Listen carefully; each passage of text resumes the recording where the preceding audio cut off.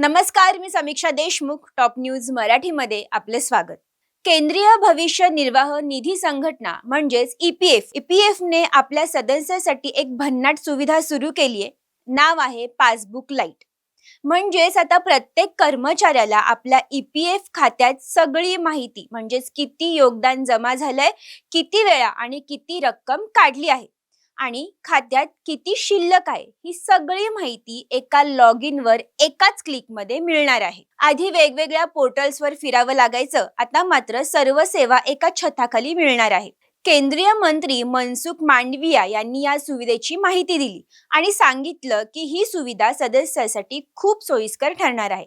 पण एवढंच नाही, ईपीएफओ आता आणखी एक मोठा बदल आणतोय. तो म्हणजे लवकरच सदस्यांना एटीएम कार्ड आणि यूपीआय ॲप्सच्या मदतीने त्यांची पीएफ रक्कम काढता येणार आहे. होय, तुम्ही तुमच्या यूएन नंबरशी जोडलेल्या कार्डने थेट एटीएम मधून पैसे काढू शकाल. तर जीपे, फोनपे, पेटीएम सारख्या यूपीआय प्लॅटफॉर्मवरूनही थेट पीएफ रक्कम ट्रान्सफर करता येणार आहे.